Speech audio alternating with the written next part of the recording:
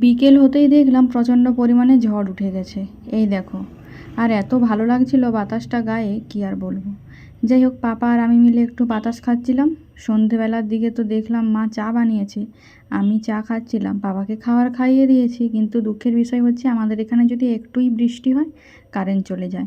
যাই হোক, বাড়িতে ইনভার্টার আছে, যে কারণে ল্যাম্পটা মোটামুটি জ্বলছে, না হলে অন্ধকারেই বসে থাকতে হতো। চা খেয়ে চলে গেছিলাম বিছানাটা গুছাতে। কয়েকটা জিনিস ধুয়েছিলাম, সেগুলো পাট করে রেখেছি, আর বিছানার এই বালিশগুলোকে কভার পরিয়ে রাখলাম। তো কভার পরানোর পরে পাপার জিনিস আর আমার জিনিস যেগুলো ধুয়েছিলাম, পাট করেছিলাম, সেগুলো ভাবলাম এক এক করে এবার গুছিয়ে রাখি। এটা আমাদের ব্যালকনি, এখানে একটা দড়ি টাঙানো আছে, নিজেদের জিনিসগুলো এখানেই পাট করে রাখি আর কি। যাই হোক, সব ব্যালকনিতে সমস্ত জিনিসগুলো পাট করে রাখছিলাম। আর এত গরম না, যে কারণে ভাবলাম রাত্রি হয়েছে, তবুও ভাবলাম যে একটু জানলাটা খুলে রাখি।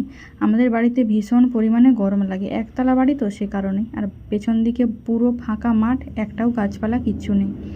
আর কারেন্ট যেহেতু চলে গিয়েছে, সে কারণে এই ফ্রিজের মধ্যেই মাছগুলো ছিল, এগুলো আবার বাছতে হবে। সকালে এনেছিল, আজকে যেহেতু হাটবার ছিল, সকালে বড় মাছ রান্না হয়েছে, এই ছোটো মাছগুলো ছিল, কিন্তু যেহেতু কারেন্ট চলে গেছে এগুলোকে আবার বাছতে হবে।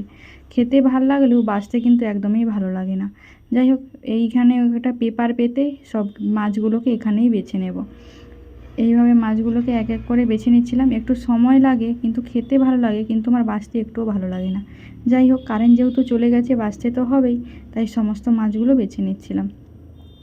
মাছ টাছ বেছে চলে এসেছিলাম, ধুয়ে রেখে দিয়েছি, এবার ভাতটা বসাবো আর কি।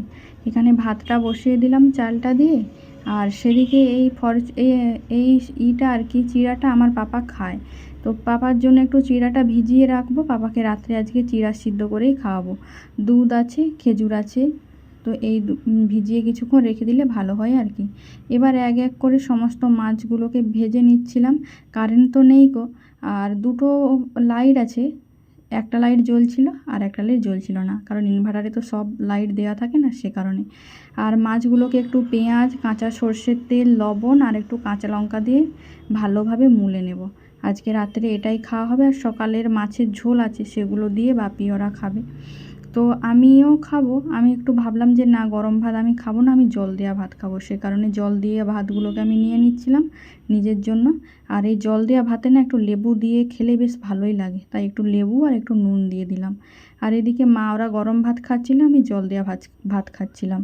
মা ওরা সকালের মাছ দিয়ে খাচ্ছিল, আর মাদেরকেও মাছ মুলাটা দিয়ে দিলাম। আর আমি নিজেও খাচ্ছিলাম, কিন্তু অতটা মাছগুলো হয়তো আমি খেতে পারবো না। যাই হোক, সারাদিন সারা সন্ধেটা এভাবেই কাটালাম। চলো টাটা, সবাই ভালো থেকো।